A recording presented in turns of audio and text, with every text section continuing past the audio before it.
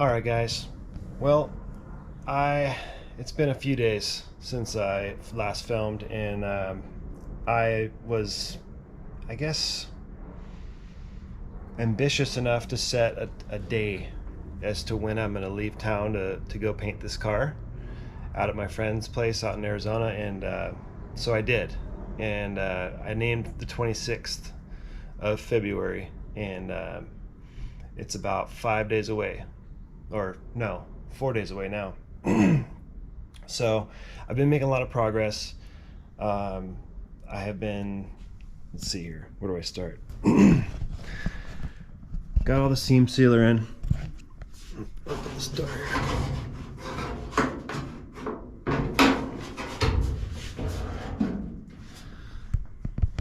Did all the seam sealer just inside. I didn't do anything on the outside because the car's stripped for the most part.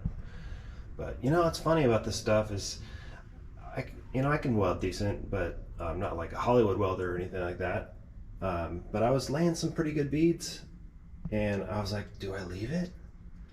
I just wanted to like leave it so I can marvel at it. I mean, it's gonna be a while before I get interior in this car, but anyway, I chose to use my finger or a putty knife actually, just to kind of cram it in the corner in the reveals and stuff. But yeah, I felt like that was the better move instead of, I mean, this stuff's going to be covered up with Dynamat anyway, so.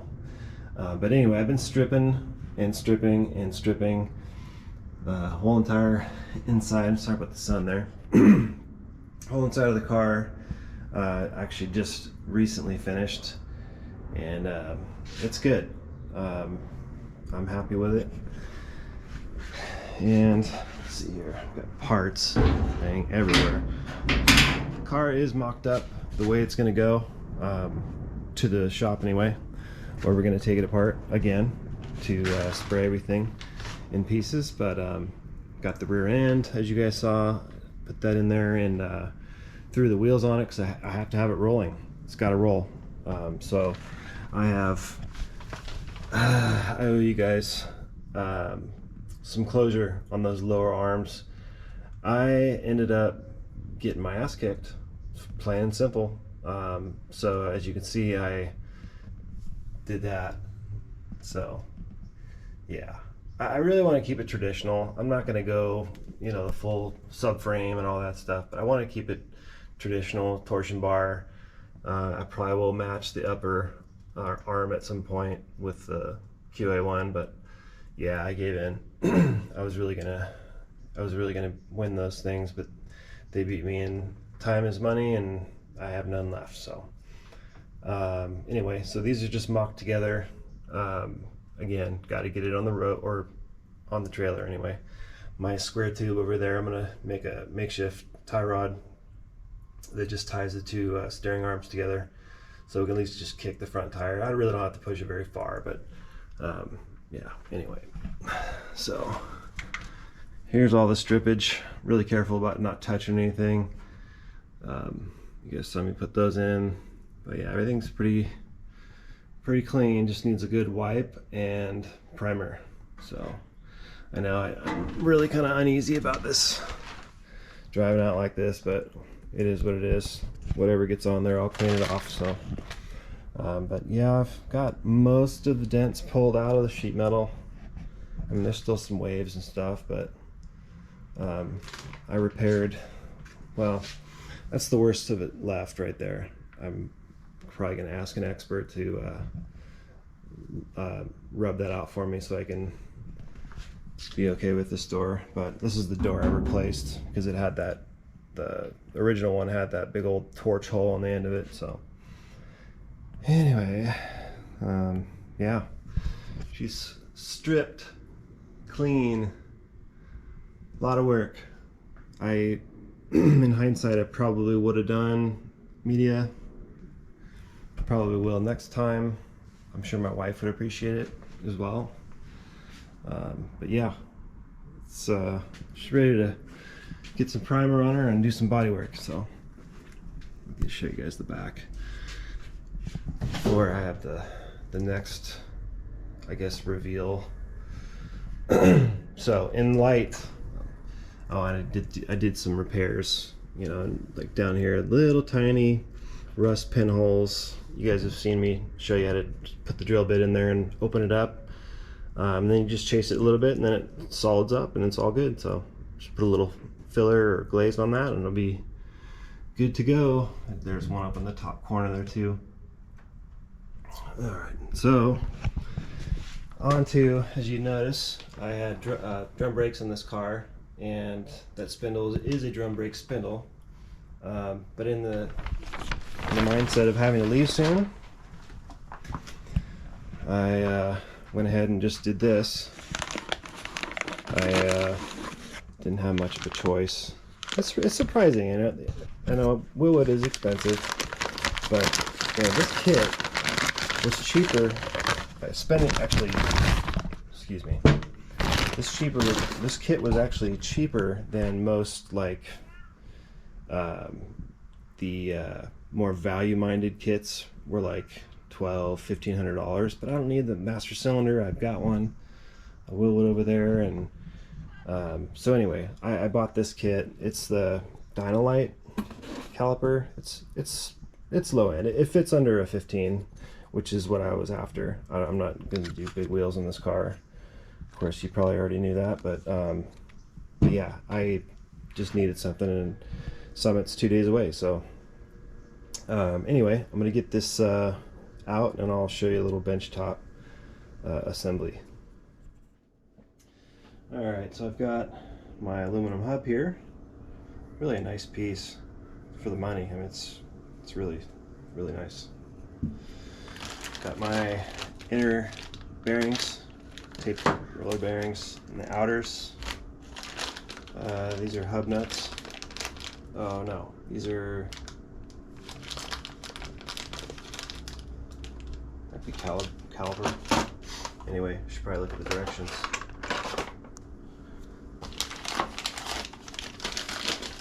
And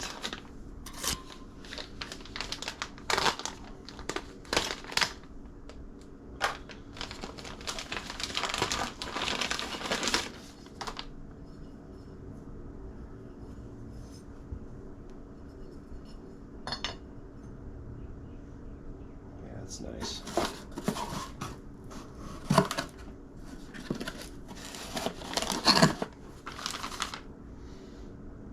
Pretty cool. Alright, let me get this organized.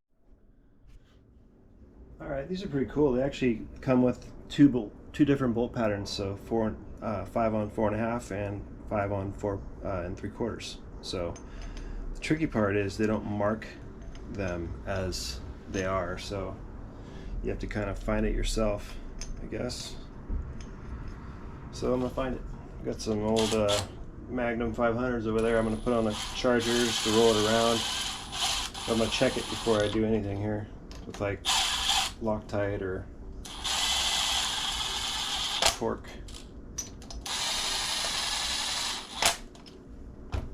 I'll be right back. Alright, it's going to irritate me slightly having to put these nice hubs on these wheels that I do not plan to use, but I'm going to be careful and use masking tape where necessary. But I thought I would mark the bolt pattern so I don't have to keep doing this.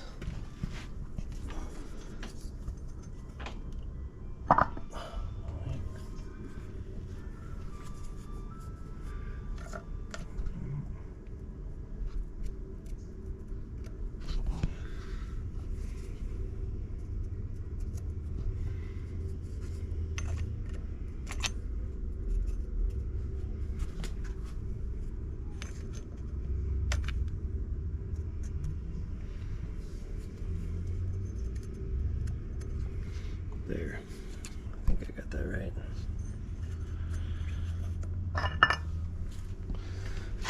Eesh. That's funny, Chris. Yeah, it's funny how put pressure on yourself, and you know, you like this overwhelming feeling of urgency. I see that myself now, I guess. I don't know. It's mental. You guys might argue that, but yeah, it's fucking mess. It's mental. A lot of it. Just keep coming back. Where's the here? Watch this. Was on the same substance then? Alright, I'm gonna get this one.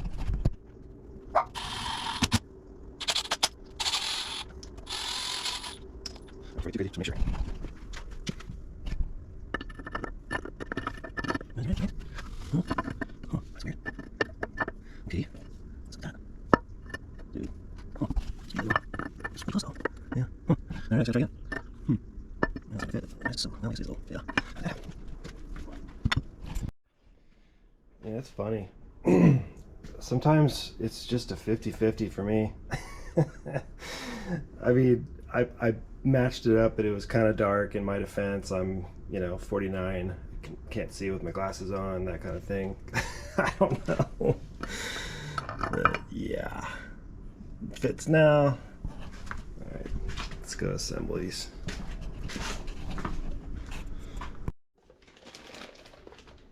Got them in.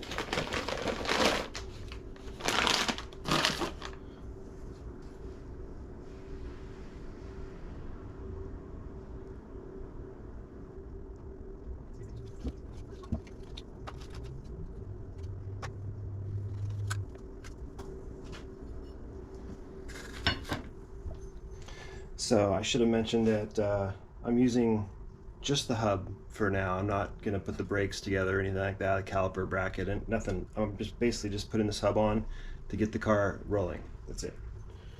If I can do it right this time,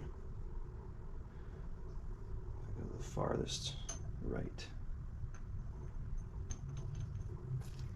Yeah, no more left-handed lug stems or lug nuts.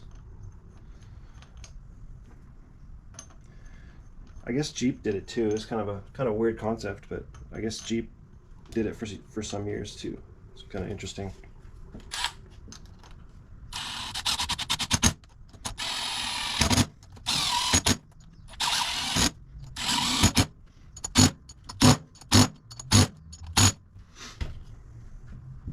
Now I should say that I'm not gonna just put this on the car and drive it. I'm get it all back, take it apart before I do final assembly.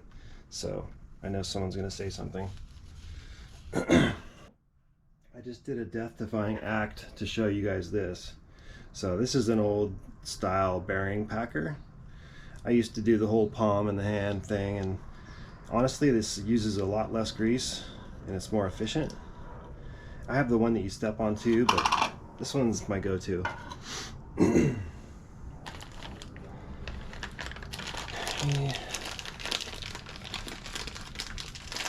Pack bearings. Oops.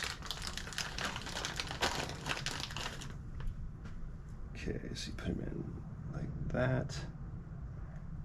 Hopefully you guys can see that. No, you can't. There, you can see it now. So I've got the thing upside down. You know what? I take it back. This is the way it goes, I think. How can you teach people if you don't know what you're talking about, right?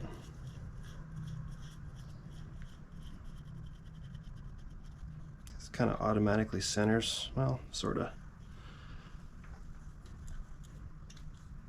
There we go. And it's pretty straightforward. I'll show you the outcome. Everyone's seen a grease gun work. Grease.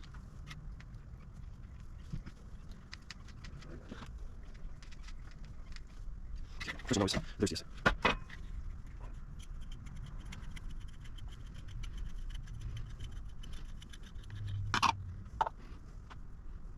Fully packed. Just gonna smear it all around, get a good coat on it. I like the red stuff. How about you? You like the blue stuff? I like the red. Red's clean. Blue's cool though. I'm down with blue. I don't like the black though. The black wheel bearing grease could be like recycled old grease as far as I'm concerned. Who wants that? All right. Yeah,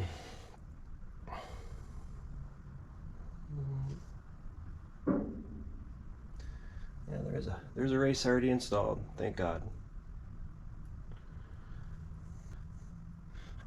Okay. Pretty quick for the bearing popper thing, you know, I think.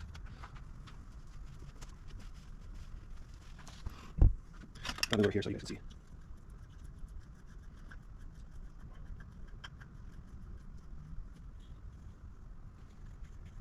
I'll make sure it's as straight as you get it. Keep moving out of that picture.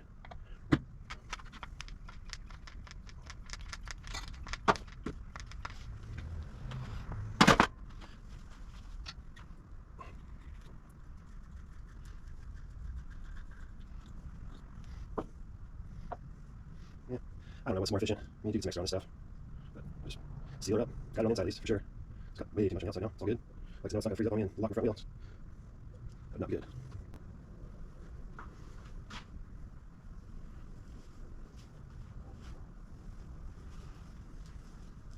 You know, it's funny, my mom actually told me, this is a long time ago, but she told me that when I was little, I hated dirt on my hands. It's just so funny, you know, being a mechanic for many years and, you know, doing this for fun, and I ride dirt bikes. It just, I don't know, maybe I just think it's ironic, but when I have stuff on my hands, whether it's food, grease, I gotta get it off, like, immediately.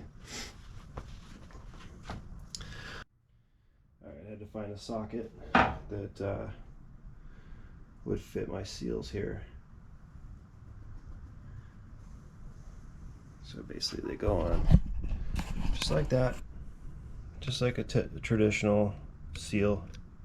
Just want to get it kind of bound and started straight, preferably.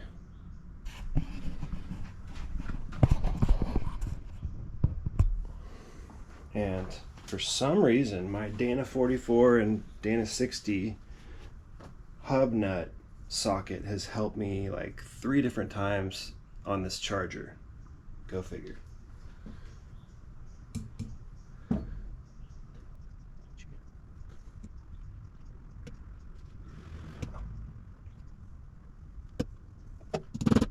Now, I'm hitting hard trying to get started.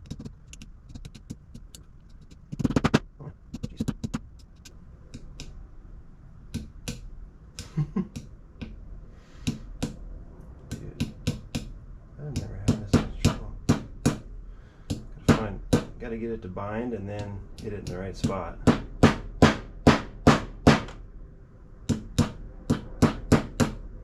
on.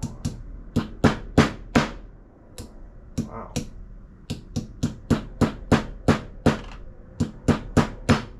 Just gonna have to get cowboy and go for it.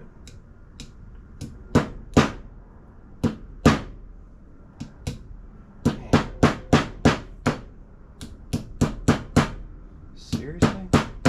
Wow. Tight tolerances, Willwood. Jeez. Like a merry-go-round. Where else do you get this stuff, right? Oh, God. Dude, I think I've struggled less on dirt bike tire mounting than this seal. It's like, just doesn't want to go in. I'll dry it off here. I swear I've done this before.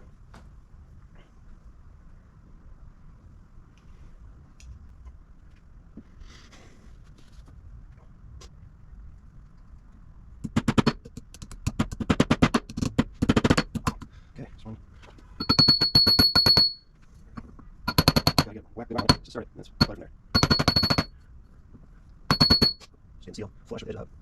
Yeah.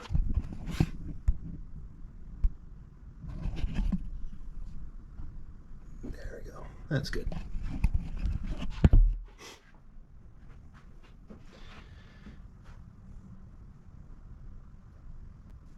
These are one-time use, so you gotta get it right. Can't take them out.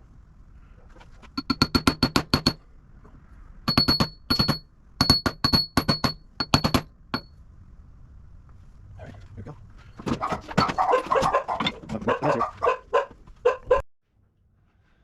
On to the little guys. Since I'm not doing any rotor adapter or rotor installation on these hubs this time around, but you will see it.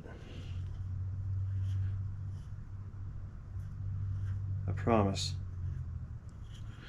You know, I have such a hard time trying to decide what people want to see. If I'm doing too much detail, you know, because I know people's attention span's pretty short these days.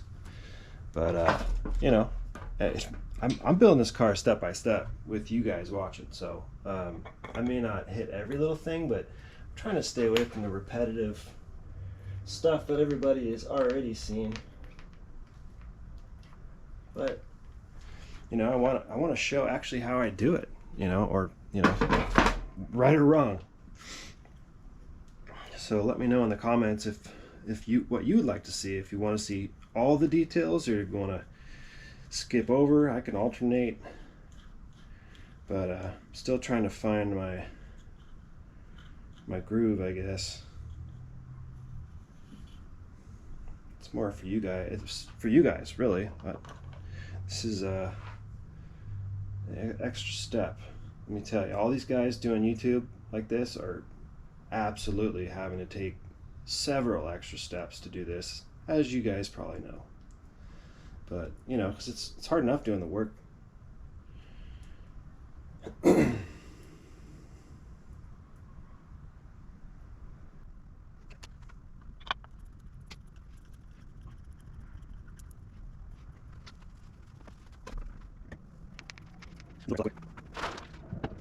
can't wait to take that plastic down. When this car is painted, I come home and I can take that plastic down. I'm gonna be so happy about that. I'm tired of living in a bubble, or working in a bubble. It's for my wife. She made me promise. Apparently dust goes in the house.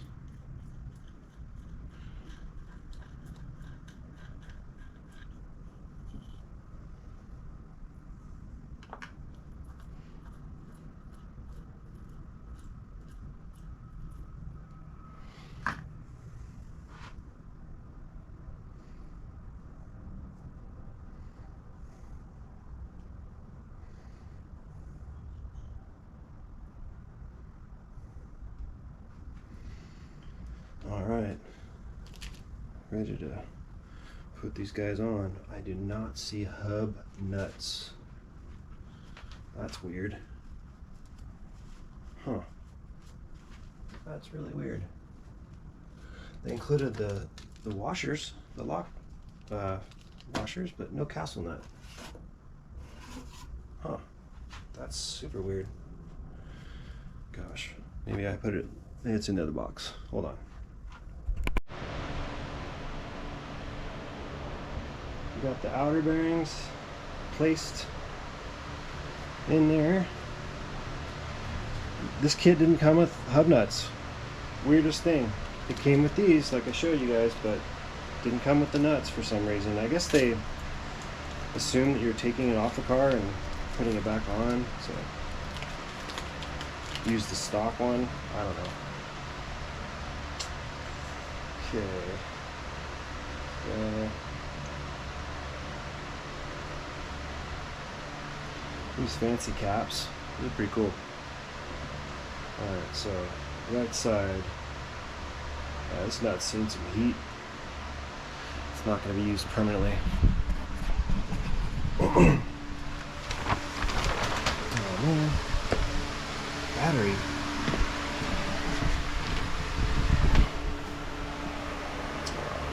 Now what?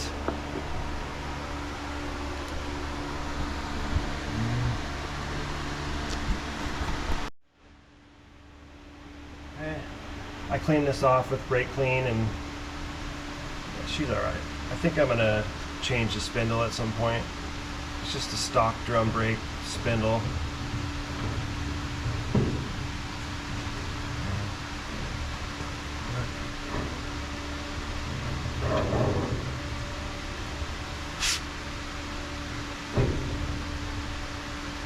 It's so weird without a brake rotor. All down there.